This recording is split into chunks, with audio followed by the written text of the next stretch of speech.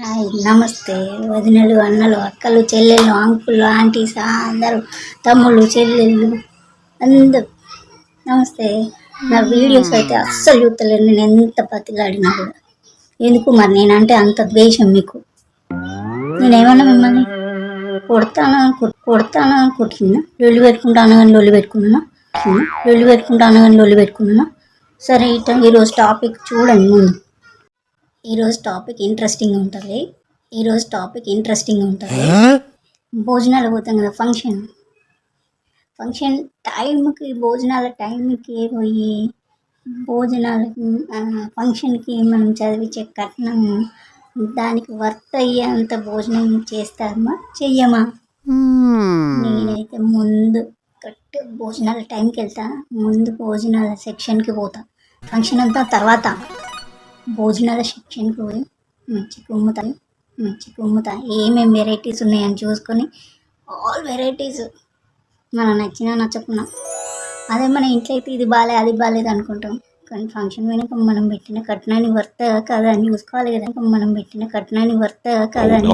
కదా.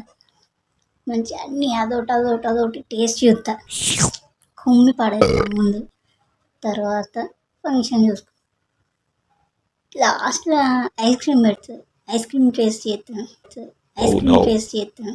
డబుల్ కా మీఠా, sweets, varieties, all varieties sweets మొత్తం టేస్ట్ చేస్తా. ముందు టేస్ట్ చేసిన తర్వాతనే ఫంక్షన్కి. అలా మీలో ఎంతమంది చేస్తారు? నేనైతే చేస్తా. ధైర్యం ఉన్నది, నాకు ఒప్పుకుంటాను. మీలో ఎంతమంది ధైర్యం ఉన్నది ఒప్పుకొని కామెంట్ చేయండి. ముందు భోజనాలకు పోయి తింటానమని కామెంట్ చేయండి కరెక్ట్గా. సరే, అలాగే పోయి వచ్చినాక ఎంతమంది ఇది బాగాలే, ఏ వాళ్ళ ఫంక్షన్లో ఇది బాగాలేదు, ఏ వాళ్ళ ఫంక్షన్లో అది బాగాలే, ఏమేమైతే మస్తు చేసినాం, మస్తు గ్రాండ్గా చేసినాం, ఏ వాళ్ళు ఇట్లా చేసిందే అంత వేస్ట్గా చేసిండ్రు. మేమైతే మా ఫంక్షన్ పెట్లే వదిన. వచ్చినావు కదా, నిజం చెప్పు, నువ్వు వచ్చినావు కదా, పెట్టలేక మా ఫంక్షన్ మేము ఎట్లా పెట్టినాం? మస్తు పెట్టినాం కదా, ఎన్ని వెరైటీస్ పెట్టినాం. వాళ్ళు ఒక వెరైటీ తక్కువనే పెట్టింది మాకంటే. వాళ్ళు ఐస్ క్రీమ్